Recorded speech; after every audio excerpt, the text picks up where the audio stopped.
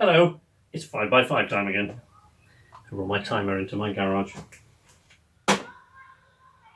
Because it's been a busy day again, so I'm like, what are we gonna...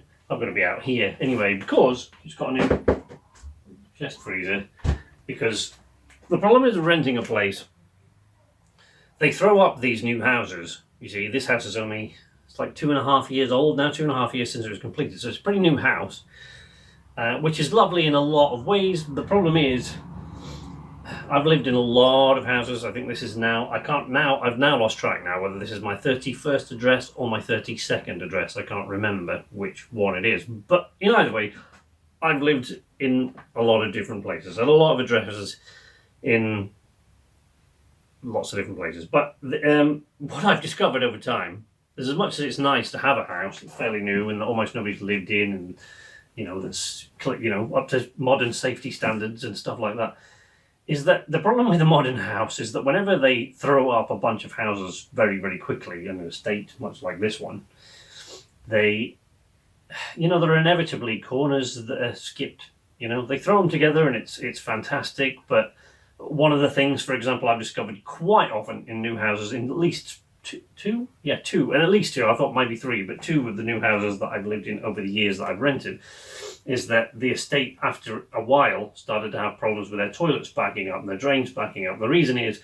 quite often they get to the end of the sort of day or whatever, they get to the end of the construction, and it seems to me like what they do is they sweep a bunch of cement and bricks and stuff like that down the nearest drain hole, which of course then, as soon as it's wet, solidifies, and quite often it's not even solidified cement, it's just solid bricks, and it clogs up the drain, stops the drain from flowing, and the drains back up. I've seen that a couple of times, and one of the plumbers that came out to sort of fix this whole problem, the drain rod guys that goes down the street, and he said, yes, we see that quite often on new estates for that reason.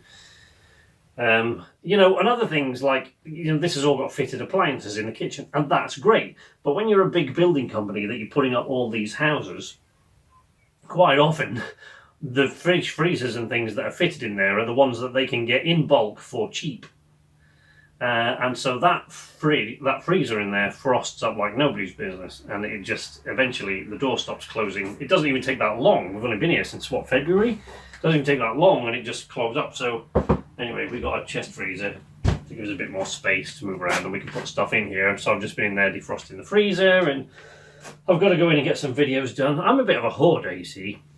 Now, this is my problem with the garage, because I've measured out this garage and it's really, really tiny. And I should have done that before we came here, because we're moving up to a bigger car soon, because we've got the tiniest car in the world, and we just can't fit us all in there anymore. So we're moving up to a bigger car, but even this tiny car will only just go in here. So I've checked the measurements, and even without anything else, without a single mote of dust in this garage, either of the cars we're planning to get, which is not massive, they're just one up from the car we've got now, the next class up, will not go in here. With nothing else in it but the car, it still won't fit, it's too long. So yeah, that's a bit of a problem, but it means I can slow down on throwing a bunch of stuff out. The camera now is standing on 3 big, hard, plastic solid boxes, which are just full of stuff that I used to use for filming and that I don't keep anymore. I don't use, look, this thing, I don't know if you can see the camera, this for example. This is a thing that Richard and myself used to film like a prison scene. I just threw this together and we scuffed it all up to make it look like iron bars, and we used it for a prison scene in a thing. If I can find the footage, I'll stick it in there. Here is a bucket full of little switches and things that used to be on a plastic switchboard that I built for a scene in an Apollo 13 movie.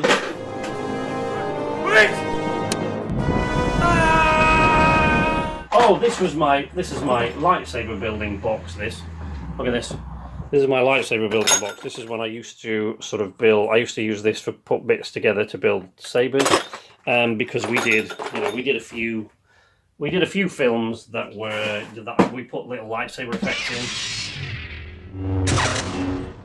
Anger management course. Worthless.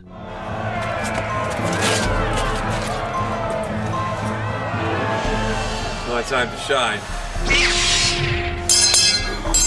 2 or 3, and we had 1 or 2 others planned. But we already did 1 or 2, but that was a long time ago. But yeah, I just keep all this crap and I don't sort of throw it away. I don't know why, sentimentality or something like that, but that's, you know, that's it. So we're extremely busy, and that's all it is. Sorry, I just saw something I need to remember to take inside, but I'll see you next week.